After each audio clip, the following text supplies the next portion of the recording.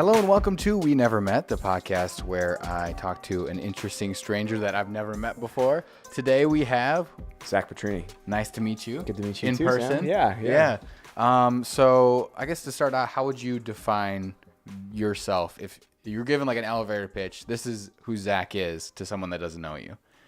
Yeah, It's hard to do. That wasn't on the question list, man. You're throwing curveballs. Throwing curveballs. Yeah. I am a husband, father, musician. Okay. If we're keeping it super short, that's what my life day to day is pretty much made up of. Those three things. Yeah. So we're here in Milwaukee. Obviously, you're not from Milwaukee. What brought you up to Milwaukee from Chicago? Work. So I'll try and keep it interesting. But yeah, no, I'm sure it all is interesting. You don't have to worry about that. We were, my wife and I were recently married. We'd been married a year, and we decided to move into the city proper. And we were doing work at a church. We were working at cafes, and I was doing music. We were in this communal living space. Sure. So we were trying to make this work. It didn't.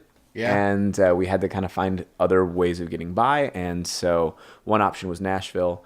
Okay. And that didn't pan out. And Sure. the other option was a job opened up in Germantown, Wisconsin, of all places. Yeah. And so that actually brought us up. My wife is from Mequon. Okay, yes. So that was kind of the connection. But that got us up here. And then from there, we decided to move to Milwaukee and Nice. kind of took another stab at music. I'd stopped playing for a little while when we moved up here because I didn't have any contacts. I didn't know anybody. Yeah. And so kind of hit the reset and then started over. And yeah. Yeah. So from a young age, were you doing music? Were you creating always, or?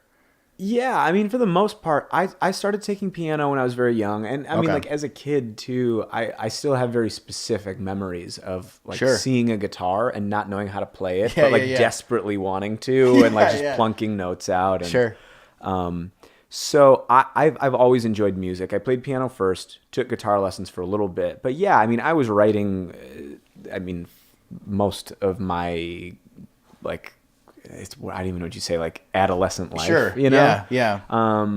It was, I mean, I listened to terrible music back then, so I wrote What terrible music too. Like, what music did you listen to? oh man, I just listened to like the worst, I'd say it's just like really weirdly eclectic. I shouldn't say worst, you know, but it's just like, 'Cause it's all relative. right. Yeah. Yeah. Like, what do you like? So I remember I was really into, like really cheesy R&B. Okay. Like how cheesy we talking? Like So, what kind of music? Like what artist? Yeah, I'm trying to remember. There was a band that sang the song like "Peaches and Cream." I'm trying to remember even who that know was. what that song is. Yeah. It was terrible. The right. deep cuts. Deep cuts. Right. I'm trying to remember who. Where that did you was. find that kind of music? Where was that coming from? So I think it was just kind of a rabbit trail of like everybody knew Usher back Yep, when I was yeah, in fifth grade. for sure. You know, so like Everyone. you get into Confessions, Usher, you know? right? Yeah. When even before that, so Yeah. I'm like 32, so I'm trying to remember what was that first record he did, and it's got 3 songs on there that everybody knows. It's like My Way and Is it with him with like is he shirtless and have a do-rag and like have an open? I'm trying to think of the album. That the might album be all art. of them, you know. Yeah, it's But, every album yeah, cover. right. He really.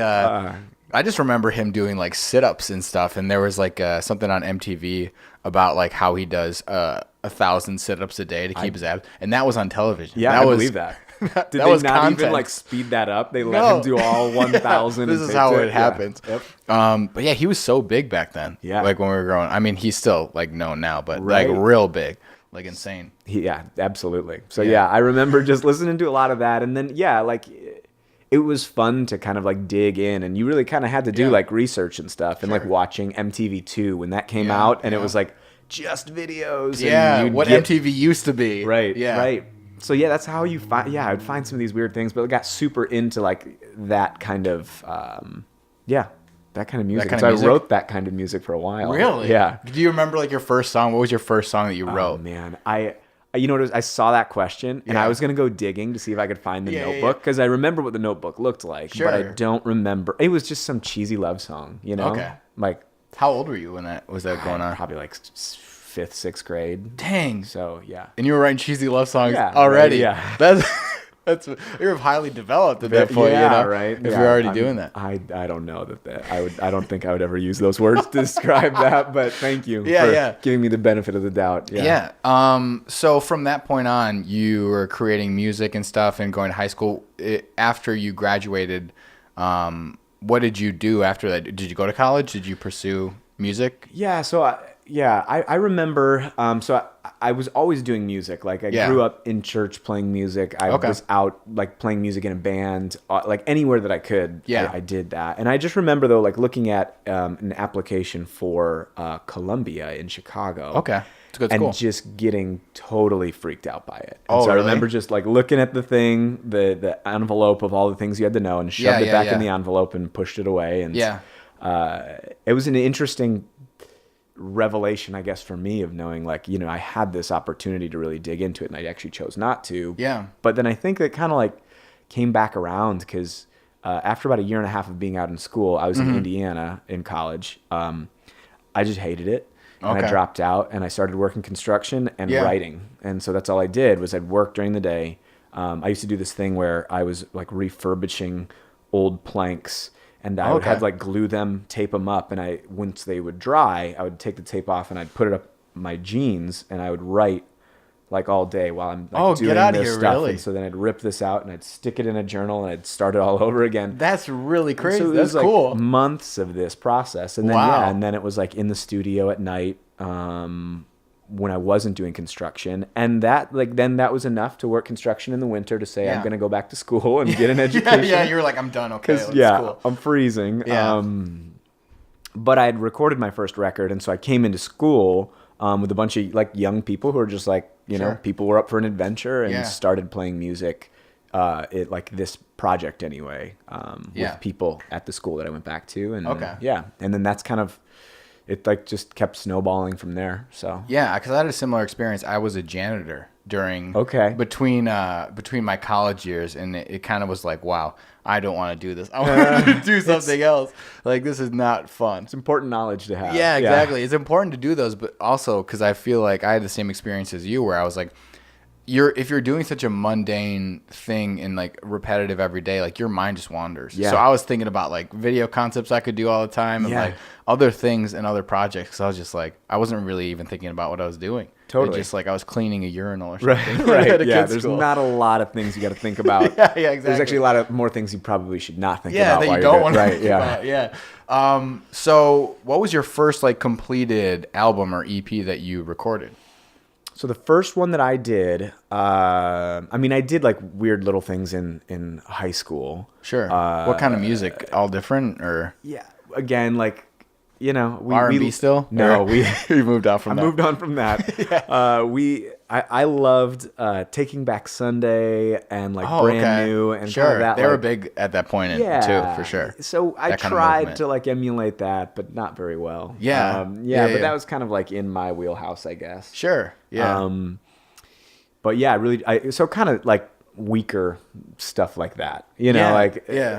I'm not calling that weak. I'm calling like it was a weaker version of what they did. Okay. They all suck. Right, yeah. I'm not, Come at me. But the ironic thing about that is I was talking to, do you know the band Immortal Girlfriend? I don't know them personally, but I'm aware of them, Yeah. So they make kind of, I talked to them a couple weeks ago, and they make kind of, if I could put it in, I don't really like necessarily putting anything into genre specific, but for the sake of explaining it, their music is more like 80s vibing. Right. It's kind of like if you thought of like a movie in the 80s, their music could be in it. Sure. And it's really dope. But they were saying too that they were in more of like at the age of high school, they were in more of like kind of the same thing where they were doing like metal and like screamo and like more of a punk thing. Yeah. And I'm like listening to your music now, I would never know that. Totally. But it's like part of a process to figure out what you do like. Right. Is that kind of the thing? Yeah, and I think so. And find out even who you are and what you're about. In music, I think that's always a process. Yeah, because I would assume what you listen to is different than what you like to play and write for. Is that kind of true? I would say I actually really love like the Americana songwriter genre. I do too. And so like that is an easy thing. So that's how I found you. Yeah. Sure. Thank you. Yeah. That's but the other stuff, it's like I love it still too, and it all kind of serves a purpose in what I want to listen to. It's all in there, not necessarily just because you're not doing R&B doesn't mean there's not influences of that. Yeah. So I guess who are some of the people that you listen to in that genre? I'm a big fan. I don't know Donovan Woods. You know who Donovan Woods is? No. Oh my God. I'll have to listen. I'll send it to you afterwards. Please do. Yeah, he's awesome. Me and my girlfriend actually went down to Chicago to see him. He's from Canada. Okay. But he writes a bunch of music for like country artists in Nashville. Oh, nice. But his music is real dope. Okay. All right. Please send me the link. Yeah. I never get to I just got a smartphone. Oh, and I don't. I actually saw that services. about you. Yeah. So after I stalked you on Instagram for a little bit, why'd you not get why'd you go off? Just because you were. Were you on a smartphone then off one? No, I actually literally just got one 3 weeks ago. Gotcha. From the Verizon down the street. Okay. Wasn't you had like a rant about how they wouldn't sell you a flip phone anymore? Yeah, they were like, they go, we don't even service these things. They didn't like. It's like, why? Right. I'm a paying customer. Give me a flip phone. Just give me what I want. I've had very interesting conversations with people at Verizon very often. Yeah. One of the last ones that was like, I thought it was kind of funny. They didn't. I brought in my old like Nokia brick phone, and I was like, could I get this thing working again? They're like, absolutely not. And I was like, what do you mean by that? Absolutely not. Right. Like, I mean, like somebody's got to be smart enough to know how to make that. But anyway, no, they didn't think it was funny, and I didn't think it was funny that I didn't have a Nokia anymore. Yeah. But yeah, no, I never like dig around on like Spotify or anything. Yeah. Like I said, I don't have a streaming service really that I use. So music discovery is more of like an intentional slow or somebody saying, Zach, listen to this record. Yep. So I get what you mean. Is that a conscious choice now? I mean, it probably is. If you're in your 30s and making it. Yeah, right. If I was like, no, I'm 27. It was an accident. It's an accident. Couldn't find Verizon since 2003. Yeah, I just don't like the noise. I like even now I'm still learning how to turn off all these notifications on my phone because so bad. There's just so many things, and like you pull it up and it heard me talking about where I want to go, and a map comes, and I'm just like I'm not like a conspiracy theorist, but like I'm getting to that point now that I have technology. It's like nerve-wracking to know somebody's listening somehow. Yeah, you know what the about that like. Growing up, I had a dad who was very like that, where he wasn't a conspiracy theorist, but like he's like the government's watching you, all this stuff is happening. He would like tape the camera of his webcam and stuff like that, and I'm like, dude, this guy's crazy. Like, my dad's nuts. And as I get older and older, I'm like, oh my God, this is right. He's right. They are watching. And like the more and more news that comes out about like how they're listening all the time and like can give you ads based on what you're talking about, and your phone's not even on. Right. It's like, this is getting scary. It's too much. I'm like, I wish I didn't have a smartphone. But how'd you post on like Instagram and stuff if you didn't have a smartphone? Yeah, so that backpack in the corner is mine, and it is like never not with me. Yeah. And so I have an iPad. Oh, okay. So I do that. And I mean, really having a smartphone has been great. Like we're going on tour here in a month, and like to have maps. Oh yeah, it's a big thing. Right? Like to be able to like not be like, I've got to pull up an email so I can page through it to find a phone. Like, it is really nice for those things. I will say that. But it is just, it makes life simpler and nicer, I think. Without it sometimes. Yeah. You know, like I don't want to be bugged all the time. Yeah. Cause I did like for just over a month, I'm like, I'm off social media. Yeah. I'm done with it. And I just needed that like cleanse. Cause I was like opening Facebook on my computer and then like also on my phone. And I'm like, what am I doing? Like I didn't even realize that I was doing it. Just double dip. I'm like, why am I on this? And it was like, you wake up and it's like the first thing I opened was Instagram. And I wasn't even thinking about it. I'm like, why am I opening this app? It's like I'm addicted to this stuff. And I like need to stop. So I like for a whole month, I was just like, I'm not going to even do it. And it was really nice. It was really stress-free. Sure. Not having to look at everyone's stuff all the time. Yeah. Yeah. It's like information that you just don't like. There's nothing wrong with it, but you just don't need it. Yeah, exactly. Yeah, it's just clutter. If you really want to connect with people, I mean, flip phones do it just fine. You can call them, you can text them. Like it does the job. Yeah, you know, it's true. And I sometimes want to go to that. To a flip phone again, but apparently Verizon doesn't service that. If you're on Verizon, don't even try it. Okay. I won't even go. Yeah. Bummer. I can't go back now. I'm stuck with it. But yeah, I would just a lot of really cool stuff you're doing right now has to do with your new music, and like you're going on tour, as you said.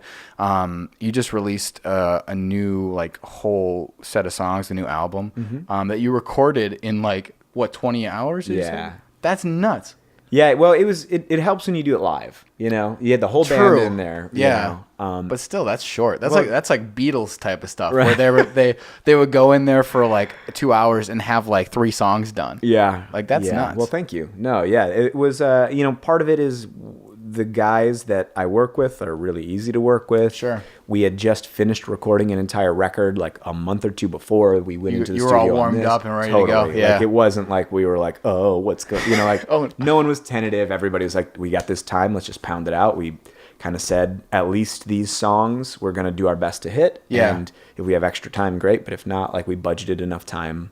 Sure. Where it was just like, okay, you take 4 passes at each one, basically. Yeah, that's what I was going to ask. Yeah. If you don't like those 4, you just move on, or just move on. Yep. Or do you take even one of the 4 that maybe you didn't like and you listen to it over and be like, hey, that actually was good? Yeah, and that was what we had. Like some of the process was, it's like we would play it, come in and listen, because there were 2, 3 of the songs that we did that half the guys hadn't even heard before. Oh, really? It was like I'd finished writing them the week before we left. Whoa. And then we went in and that makes it harder for sure. Yeah, it was. It was kind of like, but it was kind of exciting too, because I'd never done a record that way. And, I know a lot of times some people have the space to like really get creative in the studio and they've got all of this time. And I knew that we didn't, but I thought it'd be fun to at least knowing that like, I'm not footing the bill for this, which was what helped. It wasn't that like insane pressure of like, okay, man, if this doesn't work out, like this is the thing you're touring off of for like a year and a half, and then yeah, that's another thing, because I was reading a little bit about you and what you said about your previous albums or whatever, and you said there's this conflict between like trying to like provide for your family, but also like go after your passions and like do what you want to do. Is that like very stressful? I would assume that is. Yeah, it's been a constant like back battle. And forth.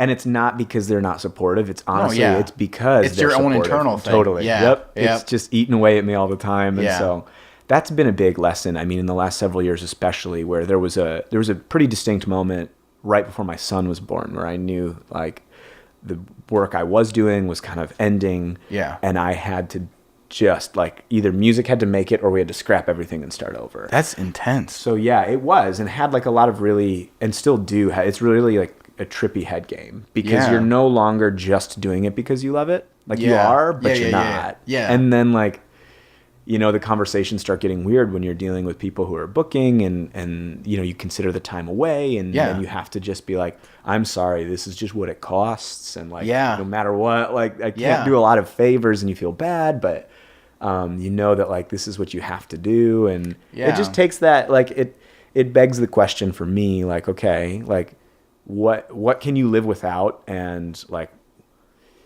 what does it look like to do this and not compromise?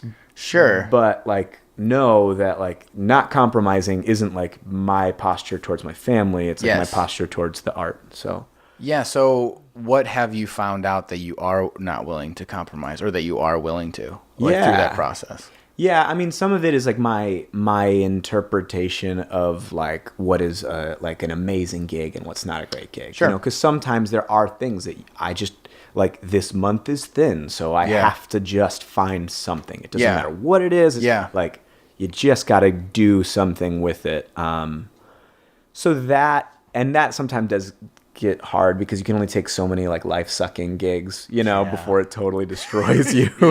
I feel like it's a similar situation that stand-up comedians go through, where they're like, there's only a certain amount of like one person in the crowd kind of things that I can do, because like I've done stand-up comedy not on like a getting paid for scale, but like there's only so many times where I can go there and do it in front of 7 people and nobody laughs to not want to do it anymore. Right. You know what I mean? Totally. Well, and I think what makes it difficult for me in some of these things is that I don't like to write songs that are like distant from me. Yeah. Like And I can recall even a few times like playing songs where it's like, oh my gosh, like this is about like an incredibly personal event in my life. And that's not like your fault, people, you know, right? Like, Sure. Yeah. But I am doing my best to like give you something that is hopefully compelling and beautiful. And so it's hard to like, do that knowing that then, okay, I have to like, it's just a mental game of being like, I'm paying my rent. I'm paying my rent. I'm feeding my baby girl, you know? Yeah. So. And that's what I was going to ask you is now that you have kids, like does that put music in like a different framework for you? Like than it did before having kids? Like did you feel different about it in general? Like, I guess does it put more pressure on you now? Knowing that you have kids. Yeah, but I mean, I think that's just that. Yeah, it does. Like, but that's also life in any any stretch. You know, no matter your profession or what you're doing, the moment you put kids into it, you're not. It's like it's a different thing, right? You know, like my wife and I were content to eat like pickles and nachos all the time. Sure, right? Yeah, like, and now it's like that sounds great. It's a good way to live. That sounds great, actually. But you know, it's like you don't want your kids to just only eat pickles and nachos. Sure, you know, right? Yeah. So it becomes more about them, less about yourself. Totally. Yeah. And I think that does help. You know, the questions that artists I think often really do struggle with. It's like you just get lost inside of yourself. And it's easy to do that. When you have a family and you have kids, you're not really afforded that luxury. Sure. You know, getting lost in those journeys. You have to come out of them. Yeah. You know? Because is that how you write like songs and music? Is like internally you just like look and you're like going on these journeys and writing that kind of. Is that kind of how it goes? Yeah, and I would say that is like a lot of it. I mean, it is like looking and observing out in the world around me. But a lot of it too is like, I would say most of it though is like looking in like what's happening, how am I responding, what does that translate to, so that somebody can understand or hopefully not feel so alone or get that somebody else is experiencing the same thing. Yeah. So yeah, it's like that weird balancing act of being okay with being in your own head and figuring stuff out, and also externally like being there for your kids and all that stuff. Totally. And being that does sound very difficult. But I mean, so is that kind of why you went down the genre that you did? Are you more songwriting focused and you want kind of that, you know, that's why you're not a rapper or something? Not to say they're not a good lyricist or whatever, but you know what I mean? Yeah. And that's a lot of why. Yeah. I like Americana singer-songwriter stuff because I think it just, you have more latitude to tell a story. Yeah. I think it's generally more an audience that is willing to like, they're not like looking at their watch waiting for you to like finish the song, right? Like when is it dropping? When is this beat gonna drop? Yeah, exactly. They're willing, generally speaking, a little bit more to go on that ride. Yeah. And that's what I'm trying to do. Like I'm not trying to wow anybody with some crazy like production or anything like. Nothing wrong with that. That's just not what I'm into. That's not you your know. Style. Yeah. I want I want people to be part of the story. You know. Yeah. And one of my friends put it. He, I think, was quoting somebody else, but like he said, like the job of the pop star or whatever is to show you how different they are from you. The job of the folk artist is to show you how you're similar. Oh yeah, I like that. Or to like take you on the journey with them, right? Sure. Like, yeah. And that's that's the hope, because I mean I think that's the thing. Like I think we're all pretty like lonely humans, you know? Like I think we all have these moments in life and times that we go through that are incredibly painful, pretty hard. And not that every every song has to be about that, but I think if music does really bring us together, it's us being honest about some of those things. Yeah. And I think pop music really strays away from those topics, you know? It's just like, oh, you're feeling sad, feel happy. Feel happy, feel happy. Yeah. Life is great. yeah. Listen to this song more. So out of the new album that you recorded, what would you say like the general theme of it is? Like, is there a story arc in that album, or? Not so much, because these 7 songs were they were all kind of from separate pieces. So like the story of this one was we literally had just finished a 9-song record. We got this gift to go out to Denver and record these 7 songs, and so these songs were like when I got the offer to go out, I had like a couple of them done, but some of them were not written. So some of them were already finished. Some of them were older. Some of them were totally brand new. So they were kind of all eclectic. Pieced together. Yeah. Yep. Yeah. How did that offer come about? Like, did you just know someone out there that? Well, yeah. So a friend fan who was working on an engineering program out there, like a sound engineering thing. He was like, "Hey, I've got this like final project that I have to do. Zach, do you want to come out and record?" And I was like, "Yeah, sure." That's dope. Yeah. So and then he was like, "Well, actually, why don't we bring the band?" And then the it was so funny because then the college that he was working through was like, "Oh, this is too ambitious. You're bringing a full band out here for your first thing. We're not going to let you do that in our studio." So he's like, "Well, I'm going to just do it anyway." So then he got a studio in town for us to use, and I was super generous. Wow. Yeah, that's awesome. So the process of recording that album presumably was very different than your other ones because it was all over the place. So did you find yourself having to like learn the songs you wrote before, like that were really far back, or did you pretty much have them all? I kind of have them all. I've got a very weird memory. Like, it's pretty like when it comes to like music or anything that actually is like useless information, like if movie you're doing quotes it, I don't think stuff. it's useless. Sure, but. Thank you. Yeah. But like my brain, like I can like watch a movie and have like most of it like that's on helpful lock, though, right? Like because if you're going on tour, you got to remember all the songs. Totally. You know, a lot of artists I see, they're like, I gotta like start playing that song again because I don't remember how it goes. You know what I mean? So that doesn't really happen. Not as much. I mean. And anymore, like we're playing so much, and that it's just kind of muscle memory. Yeah, you know, like it's hard to forget, and especially when you are working the songs. Like as long as I think, like I need to get them down and get them like going as I want them to. I spend a lot of time just playing through them. Yeah. So it just ends up being muscle memory for the most part. Yeah, I recently you posted something about like challenging yourself as a songwriter and challenging yourself as a musician in general. What do you think your weaknesses are as far as that's concerned that you need to challenge yourself? I got a few of them. Yeah, I think you bought a list. Here we go. Yeah, right. Where do you want me to start? So aware. Yeah, no. One of them is that I've never really been like a super well trained musician. You know, I took some lessons. I was a music major for a minute in college.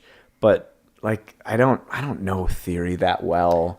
You know, I'm not getting into super technical chord changes and stuff. Yeah. Like I keep it pretty simple. And I do that intentionally, but also it doesn't hurt to know why things work. Sure. So knowing too, like playing piano is not my primary instrument, but I want to get better at it. So, you know, when I was in the studio just this last week, I played a bunch of key parts. I don't know if we're going to keep them, but I tried it. Like singing harmony.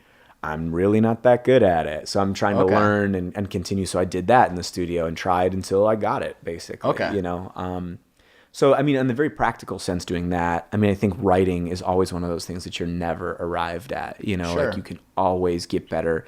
You can always lean on other people to give you advice or just their perspective on what you're writing. So, I mean, that's something as well.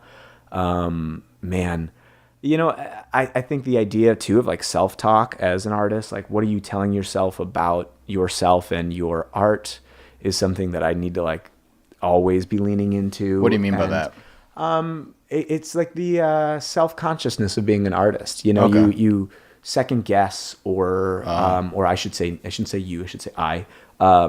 You all do it. I know you do. I've never done it. I never do this, But yeah, you know, you have a performance maybe that doesn't go the way you want, and you tell yourself a story about that I don't know if it's true, you know, like, but I'm telling it to me, and so I believe it, you know. So having better boundaries with my own internal dialogue, you know. Those are some things. I think for me, like, this is gonna sound like a real stupid question. Just I'll say that up front. I always.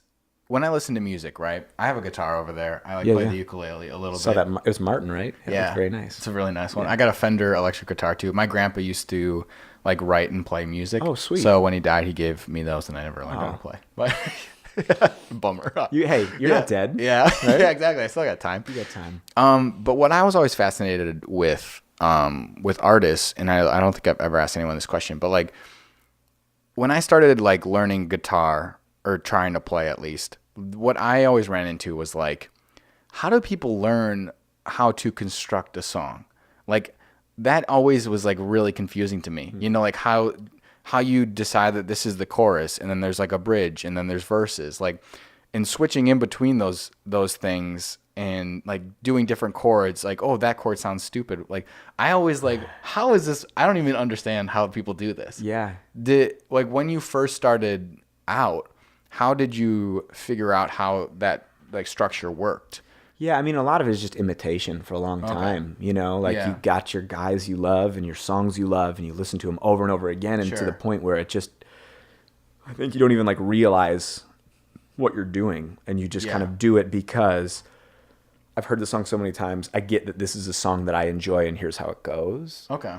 And so a lot of it is like, it's weird, but it is kind of mysterious. Yeah. Because you can literally take a song, do whatever you want. It's a blank page all the time. And when I start thinking about it that way, it totally freaks me out. I'm like, no structure. Right, do like anything. I'm just like, I can't think about things that way. I just know that I write in this relative structure, and it's like verse, chorus, verse. But but it's so weird. I know. Yeah, because I always thought about that. And I'm like, this seems very hard. Like this seems, but like when you put it like that, well, like you can literally do anything. It doesn't seem that hard, but that it also makes it seem harder. Sure, you know? It's a very like, weird It's a weird like conflict. There's like no parameters, so that can be amazing for somebody, or that can be like totally intimidating because you're staring at a blank page. Yeah. Or it's like, oh my gosh, I'm just doing what everybody else is doing. Yeah. And just copying their structure, and they're like, you know. But at the same time, there's not like, you know, everybody's inspired by everybody, or by somebody, I should say. Sure. So like, you trace anything back and you find its root, and it's like, you know, no one really ever comes up with anything particularly original. They may have like interesting takes, but it's like, okay, you got that from great, but so did I. So there's a really good quote from a YouTuber or whatever, and he said his idea on like creating like video content and just creation in general is dare to be pointless. And I think that's a good slogan to live by, because like you said, everything that's done has pretty much been done as far as like creatively. There's very few avenues to tweak things, you know. Right. So just do whatever you want to do, and just dare to do it, and just be happy doing it. And I think that is like the only thing that can be unique is that, like, sure, all of this music has been done, and all these stories in a sense have been told, but they've never necessarily been told by you. Yeah. From you. So go out there and do it. Do your thing. Yeah. Just try. Is there any particular gig? Oh, actually, the first question I was going to ask you is, on that note, like putting yourself all into music and stuff, and, you know, are you ever, I know I guess this is just my own thing, because if I was a musician, right, and my family was like backing me, and I like went into it, I'd be afraid like one day I would be like, I don't like to do this anymore. And then I put all that time and effort, because like with creative stuff with me, sometimes I get burnt out and I'm like, nah, I'm not interested. Are you ever like concerned about burning out, or is music something that like literally every day you're like, this is cool? I don't think I'm scared to burn out. Honestly, sometimes I'm like, it might be nice to totally burn out and just like get a job where I'm not thinking so much, and go back to shaving and working boards down in a garage. Shaving. Yeah. Right. Yeah. Taking care of myself again. So I don't worry so much about like that aspect of it. Yeah. It is.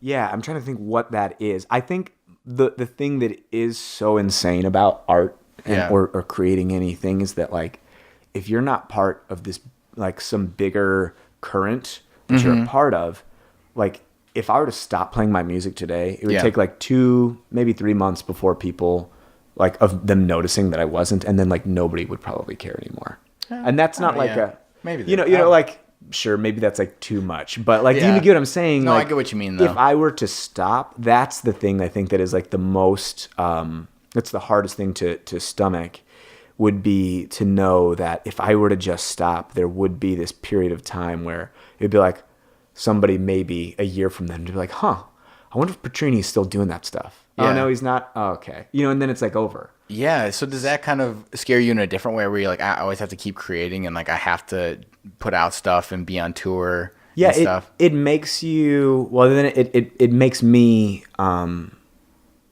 wonder about my identity.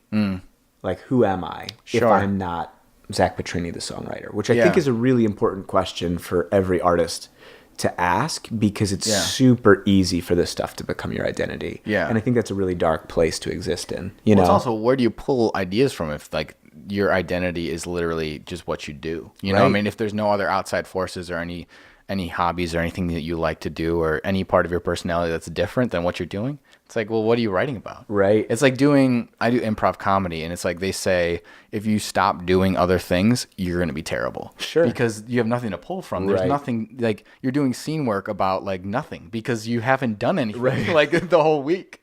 Like, if you just do improv all the time, there's nothing else, you know? So you're going to suck. Right. Like, yeah. And I think that's, it's like true of all things, and it's really true of anybody who's creative and creates. Or, I mean, anybody who does anything, really. I mean, the moment you become your job, that's not I don't think it's a healthy place to live, right?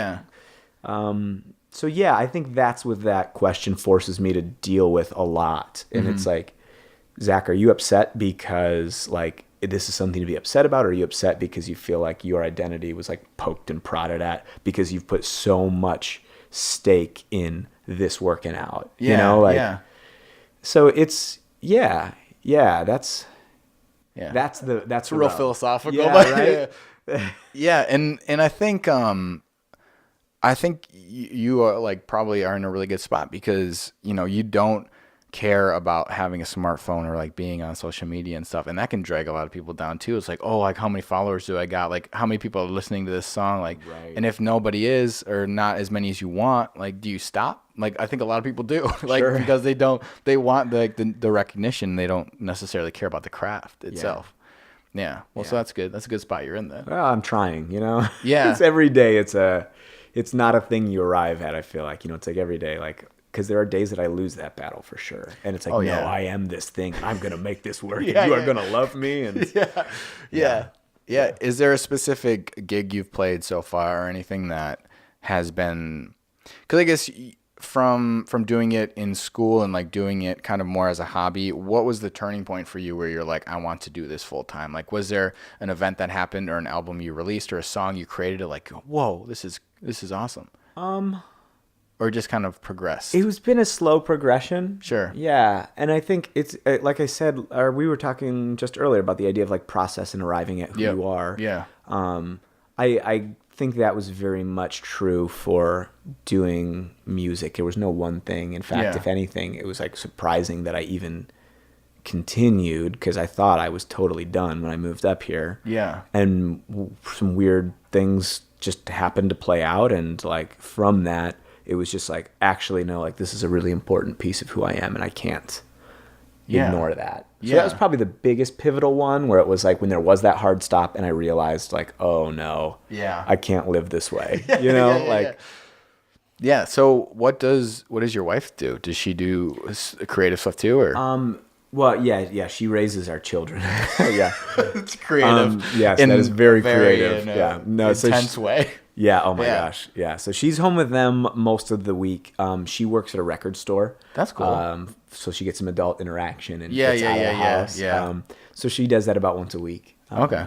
Yeah. She can push your music too out to people too. Right. Hey, my husband's vinyl's over there. Yeah. Like I've always thought about that, like not necessarily because I don't do music, but like the idea of like cleverly placing people around and being like, hey, have you heard of this? Like this is really cool. That's like, were you a fan of Arrested Development? I haven't seen any of the episodes. All right. I won't quote it then, but there's a really good scene where one of the characters is just he's like, we got to get on that like film lot and talk up the Funke name. He's Tobias Funke, and he's like standing around a water cooler literally, and he's like, that Funke is some kind of something, like like that, exactly like that. I need some people like that. Yeah, just place them around Milwaukee and just have them talking. So you are going on tour. Yep. Where all over the place? Like how many dates? It's a big old donut. So we're starting in Des Moines, Iowa area. Okay. To Kansas City. It'll be like 18 dates when it's all said and done, but we're just doing a big old loop then. So like going south, we're playing South by Southwest for. Oh, that's so sick. It's Are gonna you excited? I'm really pumped. Yeah. Have you played there before? No, and I've never been to that side of the country. Okay. Like usually our tour line, it's like a diagonal from like Twin Cities, Milwaukee, Chicago, through onto Nashville, down to Florida, and then back. So it was like a pretty straight line. This is going to be the full like. Yeah, you're going down and all the way west.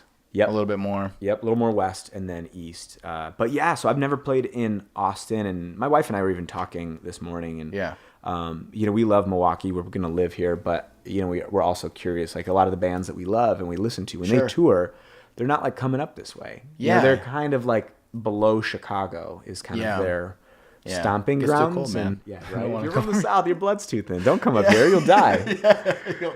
Literally. There was City in Color. Yeah. There's a video of him playing the song "The Girl," like the really popular song that he has. And they're doing a music video outside because he's from Canada. And his like guitar strings break while he's playing. But that's a real thing. Freezing cold. Yeah. Yeah. So playing South by Southwest, do you know what stage you're playing and stuff? Or I don't. I would have to look. It's on my laptop. I'm sure people can look it up. Yeah. It should be there. It's on the internet. It's somewhere out there. Just type in my name. Yeah. So yeah, we got 2 slots there for sure. 1 full band and then 1 at like an acoustic showcase thing. So yeah, I'm just like pumped to be down there and doing that stuff. And, that'll be fun. And yeah, then we're coming back up like Florida and the other way through Nashville and Atlanta. And then we're going to be doing a big old one at the Ivy House here in Milwaukee. That'll be like our big, one of our last shows on the tour as like a big. Where is the Ivy House? Ivy House is it Walker's Point? I'm pretty sure it's Walker's Point. It's new. I don't know if you've heard of it, but it's like a wedding venue and music venue. Oh. So they got a really cool space, a really nice sound system. It's great. We played there when they first opened. And when is that one? Do you know off the top of your head? I mean, I can also look it up because I want to go. It'll be on the internet for sure. Yeah. It's like March 28th or 29th. Okay. It's a Friday night. So we're doing the 414 music thing on 88.9 the Thursday. The Friday we're doing Ivy House. So it's just going to be a big party. I don't know. Like it should be a lot of fun. It's no cover. We're just trying to get a ton of people out. And that's awesome. Yeah, it should be fun. Have they played your music on 88.9? Yeah, they played. Was that a surreal experience listening to yourself on the radio? The first time it happened, it was. Yeah. When I first moved up here, I had a record that was stuck in post-production forever. Mm-hmm. And it came out when I was up here. And I was like, well, I'm going to just shop this around and see what happens. Yeah. And 91.7 actually started playing it. WS, And that was, the first time. We like took pictures of it on the digital stream. Because it's like, I've never heard myself on the radio before. This is so cool. Yeah. So, yeah. Yeah, because I used to work on radio doing on air at like Kiss FM here in Milwaukee and stuff. Oh, nice. And the first time I heard myself, I'm like, that's so cool. Even though I was just in there. But like, it's such a weird experience because like right now we're talking to mics, but like going out in the world and hearing it play back, it's very strange. Yeah. And sometimes I had to get used to hearing my voice too. Sure. That's another thing. You know? Totally. I'm like, wow, I'm annoying. How do people listen to me?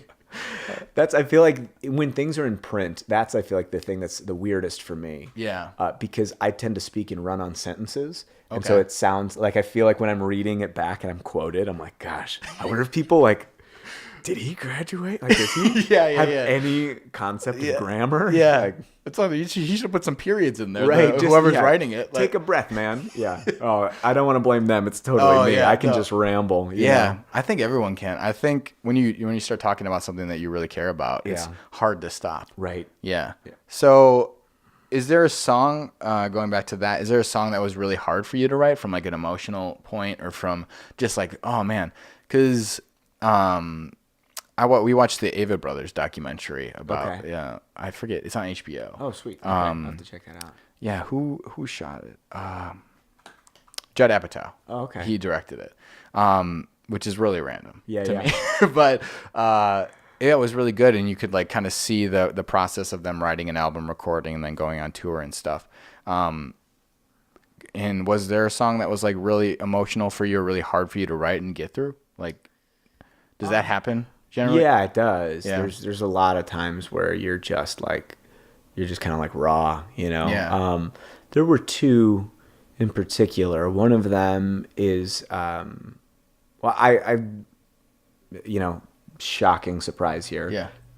like struggle with depression, and so music is often like the healthy way that I try and exercise that and to have that get out. So one of the songs on the record was about what that's like, just having something that is like a voice in your head that's so close, it's like another person. No, I feel you, man. I got diagnosed with OCD and anxiety when I was 12, and it's like it is freaking awful some days. Yeah, and I struggle because of that with depression sometimes too. You know, obviously, like there's some times when the anxiety gets so bad, I'm like, what's the point? Yeah, you know what I mean? Gets so heavy. Yeah. So I appreciate you writing songs about that and like in channeling that, because that's, I think, really important to get it out there. It's hard to talk about a lot of the time. So it is, because it's also it's not a physical thing. Yeah, you know, like it manifests in such like bizarre ways that I think if you've never like sat with somebody through it or have it yourself, it's a really hard thing to understand. Yeah. So yeah, even conceptualizing it is tough. I've found with people, because I started an organization called 44 Million Plus, where I go out and take photos of people that are dealing with mental illness, and then they kind of write a little story about what they're going through. Yeah. And I think just generally for people that are lucky enough not to have, you know, mental illnesses or go through stuff like that, it's hard to describe it, because like, unless it sounds so abstract when you're like explaining it to somebody, right. You know what I mean? And so, yeah, it's just a weird concept, and it's hard to, I understand now why, like, sometimes it's hard to empathize, like, as an outsider, right? If you're not around it, because it is it's a bizarre thing to go through, right? Generally, on a daily basis. What do you mean you can't just get out of bed? Yeah. Get out of bed. Yeah. Like, what? It's not. Right? Yeah. It's hard for people to understand, I think, still, especially older folks. Sure. But that's a great thing you're doing. Thanks, man. Yeah, that was one. You know, another one was just like a really personal kind of breakthrough from sitting in a counseling session. And getting stopped in a mid-sentence, and someone's like, it sounds like that person's never going to love you the way that you want them to.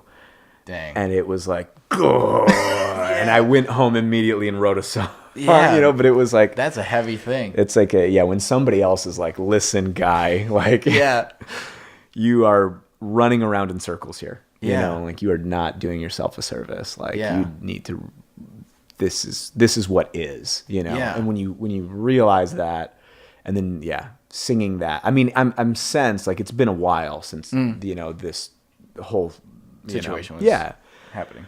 But there was a moment, and there were moments where, like, you're singing this, and it's just like, it's tearing you apart to say it. That's what I would feel like. Yeah, it's true. You know. Yeah, being from, like, writing from a personal place, sometimes it would be hard for me not to, like, cry on stage or something when I'm singing it. It's happened. So. Yeah, I bet. Like, I can't even just imagine, like, writing something that would be, like, so personal, or something that was, like, really hard to go through, and then going on stage and performing in front of a bunch of people. Yeah. Like, that's got to be tough to do too.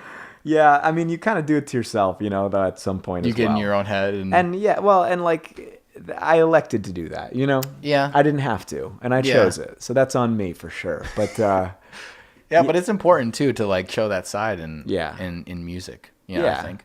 And that's the whole, I mean, that's hopefully the whole point, is that I want to always just tell the truth, you know? Yeah. I don't want to, like, manufacture and, like, you know, I don't know. Like, I want it to be true. And I think that when you do tell good, true stories, that at the end of the day is the thing, that's like the only thing you have control over. Yeah. You know, and so I just want to do that well, because I also think that's, again, the very thing that draws people in and lets them connect in, like, a deep way. Yeah. So. Do you think having kids kind of gave you a perspective of that? Because I feel like kids are just honest and just kind of, I mean, I don't have kids, so I can't really speak about it, but the interactions I've had with them, it's just honesty and just truthfulness. Yeah. At least from their point of view. Totally. Yeah. And my daughter told me yesterday, she goes, "Oh, Dad, your music is the best."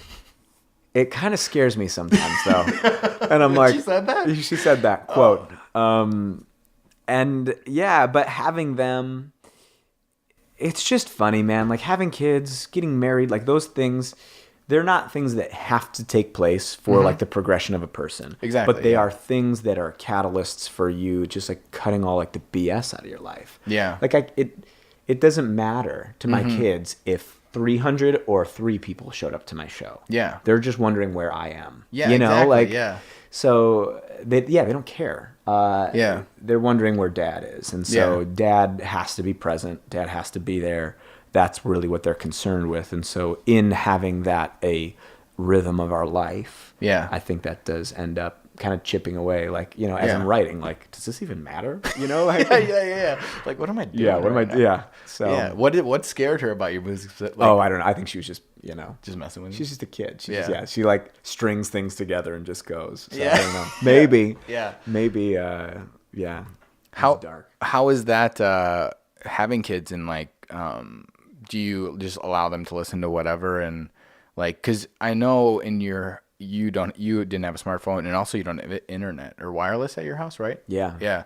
So is that intentional for the kids or is that intentional for you or both? It's I think it's for both. Yeah. It's like, again, just I grew up without the internet until junior high. Me too, yeah. You know, so like I had it. It was just so slow. It was right. Pointless. It was like, what am I supposed to do with this? Yeah. Like, listen to this computer screech at me for 15 minutes. But I mean, some of it is just like, we believe in going out into public space a lot too. Yeah. And so we live down the street from Colectivo. Mm-hmm. Do you need to use Wi-Fi? Like, go get a coffee, get to know your neighbors, and then pull up your laptop. Yeah. That's for us especially, because that is important. I think we are continually living in a day where, like you said, like if all you're doing is improv, you know, your stuff's not going to be good. If all I'm doing is like isolating in my apartment, like what's that going to do? So it's an intentional decision for us that way. And then for them too, it's like, I just want my kids to be able to use their minds. And I want to give them every chance that they have. Especially to when like, they're developing it. Exactly. You know what I mean? And that's where I think it's just really hard when people are like, just, you know, just whatever, you know, give your kids this thing, give them a tablet. And not to say that they don't get on mine and do stuff. Sure, like, they absolutely do. But, I want them to be able to first, like, be able to exist as humans. And then, like, okay, here's technology. It's a useful tool. It's great. Yeah. But learn how to do it in moderation. And and I think, you know, people our age, when we grew up, that was the biggest benefit we had, that the internet was in its infancy and like video games weren't so accessible all the time. And like it benefited, I think, a lot because even when I was growing up, we had it was the N64. I saw even that. a small, or not a smaller one, the older one. The regular Nintendo was like a box. Oh yeah. It was gray. You had to blow in the cartridges to stick them in there. We had like my parents laminated little like video game time cards that we would get like punched. So we could only be on for. I'm like, I want to use my hour now or whatever. And then they would punch your card and they're like, that's it. You got an hour, you're done. And then we had to go outside and stuff. But that was like, that's so beneficial looking back on it now, not to just sit in front of the TV like a lot of younger kids are doing now, right? Or playing video games all day, to go outside and meet people and learn how to like connect and like talk to socialize and stuff. Like totally. There's with social media and stuff, having kids now, it's got to be just tough, you know? It's crazy. And the pressure that exists, and it's not so much with ours yet because they're still pretty small, but that will exist. Sure, whenever all the other friends. Right, you got a smartphone, you got this, that, and I'm not looking forward to those years where we're just like, look, I'm trying to do you a favor. I know it doesn't seem like it. Yeah, right? Yeah, so I think you hit it on the head though. It's like, it's a tough thing because it's like, well, what if all your friends have it? Then like you're like, well, you don't. So sorry. Right. We were talking about that. Like, how do you even navigate that? Like, that's just tough. Yeah. And so that's like what we're trying to do is lay the foundation. So it doesn't seem weird. Like all of a sudden you're in high school, right? You know, and hopefully too, we're not the type of parents that are just always sitting on it. Like we're not modeling. Yeah, the bad behavior that I don't want them to do. Yeah, that's kind of, we're trying to set ourselves up for success that way. But, you know, who knows? Yeah, who knows? Maybe they'll hate me for my entire life because I didn't give them a smartphone. You did a good thing. I didn't get a smartphone until I was a senior in college. Yeah. I had a flip phone until that point, and I never had any problems. Yeah, right? Yeah. You're existing. You're making Yeah. podcasts. You're living. Yeah, You're, yeah, exactly. You're doing stuff. I didn't need Instagram. I didn't need all that stuff. Like, I honestly, I don't really even use Facebook that much. I only use it to like promote things, which is like a problem, I think, because then people don't even like look at what I'm doing anymore because it's just like a promotion. Right. Yeah, same deal. Yeah, Pietrini's inviting me to another show. Yeah. Next. Yeah. But no, I think social media is it's an intense thing. It's like a really balancing act because I want to put stuff out there and like be on social media so I can promote things that like similar to you that I'm doing. But I also don't want to be on it all the time. So I need to like maybe get a flip phone and get an iPad or something like you. Yeah, maybe. Go to freaking AT&T. Yeah, just drop Verizon. Drop that Verizon, man. They'll never sponsor this podcast. Good. I hope they don't. Right? Yeah. So the tour, you just dropped your album, Denver Sessions. Yep. People can find that on your website, on Spotify. I'm totally. Sure. You can get it on all the digital places. I prefer you get it on my website because then I get all the money. Which is great. Like if, plug for you people who have friends in bands. Yeah. Hey, stream it all you want, but like it's awesome to buy the record and, 100%. like, or even just buy it digitally off of their website. That's a big deal. Because Spotify, you get like a fraction of for plays. Oh yeah, right. Yep. It's like nothing. Yeah, unless you get like millions and millions and millions. Right, plays. Until you really get up there, But even Taylor Swift was not on Spotify because of that reason. Right. She's like, well, what's the point? Like, I'm not gonna make any money off of it, and she's making millions of dollars. Right. A day. I mean, she probably would. Yeah. But like guys like me, it's like you release a record and you get a little while where people are excited to listen to it and they're streaming it a decent amount. Yeah. But still, I mean, for like, I'm trying to think, for several thousand plays, you're talking like $20. Yeah. Yeah. No, she actually didn't though. She wasn't on Spotify because of that reason. Right. Yeah. She totally elected out. Yeah. Right? Yeah. Which is nuts. Like, I know.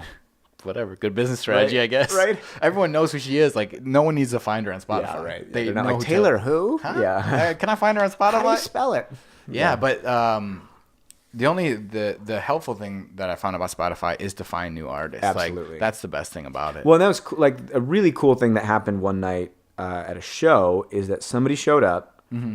And they were like, "Oh my gosh," we were talking about Spotify, and like, "Is it really that bad?" And I'm like, "Well, yeah, for all these reasons." But yeah, exactly. Then they're like, "Oh no, but like we totally use it to find artists. Yeah, we listen to them, we see where they're playing, and then we go to their. That's how they came to the show. Go to the concert. Yeah, right. Like this very conversation is happening because they're like an active Spotify member, and I'm like, "Oh gosh, you're right. I'm sorry. Yeah, I'm a jerk." No, but it's true on both ends though, because like with artists. You want to make money. You have bills to pay. Like you have rent and you have or a mortgage or whatever. You got to get food. Like it's real. Like you have to make money off this. But that's the same way I found like Donovan Woods went to go all the way down to Chicago to see him and pay for a ticket there. But yeah, I think the happy medium is like you find artists on Spotify. You play the music, you go to concerts, but you also buy the album. You know, I think that'd be the good thing. Yeah, that'd be the good thing to do. The best way that Spotify exists. And in that context, I am all for them. If only that always happened. That was every one of them, yes. Yeah, I'm living in an idealistic world, I think, instead of the real world. But, so do you have physical copies, too, of your album? Or is it... Yep. Yeah, we did a limited run, so we don't have a ton left. We probably have enough for this run at this tour, and maybe we'll print some more. But I've got tons of the other ones. Okay. Do you have merch or anything? Because I'm all about buying shirts. Yeah, we are actually printing shirts currently. I will message you when they come out. Yep. Please do. Yeah, that'd be awesome. Thanks, man. I love band shirts. They're like my favorite thing to wear. Well, that's great. We had we had one design that like sold out immediately, and then we had 3 in a row that like I held on to forever. So you just never know. Yeah, people are itching for that stuff. I feel like people love buying merchandise. I don't know what it is. Good. Yeah. I need them to. So yeah, that's a good promotional thing too. People wearing your stuff just walking around. Who's that? Who's that guy you're wearing? Yep. What's the new design? Do you know? It's gonna be some just kind your of face. Like, it's just my mustache. That's it. Just right there. Yeah, it has your Instagram handle on the back. It's like just walking billboards. Yeah, right. Yeah. Some dates. Yeah. It's gonna be like the vintage or classic like kind of Sailor Jerry tattoo stuff. Oh, cool. So it'd be like we've got a couple designs that we're working on right now, but it's going to be something of that nature. Yeah, it'll be online. It'll be on our website, and we're going to do one before we leave on tour as a way to just get some money in the bank account. Yeah. So we'll do like a big like pre-sale thing for that, and Awesome. maybe we'll throw in some like old albums if you want them to. I'll be there. Yeah. I'll be buying. Sweet. Yeah, I'll be there for first customer. Beautiful. Yeah. Hit me up right when it comes out. But yeah, so go buy your album. Yeah. Denver Sessions. Go to your website is just your name, right? Yep, Zach Pietrini. If you put Okay. in Zach Pie in Google, I come up. Oh, seriously? ZACH space PIE. You don't even have to finish it. That's good. That's the good machine's SEO. doing good work. Yeah. yeah, that's what she's doing good. That's great SEO work. Yeah, so go check out the tour dates too. Yeah. You said 18 cities ish around there. It'll be 18 dates. We'll be in Austin a couple 18 of days. them. We'll be in and around Milwaukee for a couple. But yeah, it'll be different cities pretty much every night. And that starts, you said, in a month, right? Yeah, March 7th we leave. Okay. Great. Yeah, so people go out, support Please, him.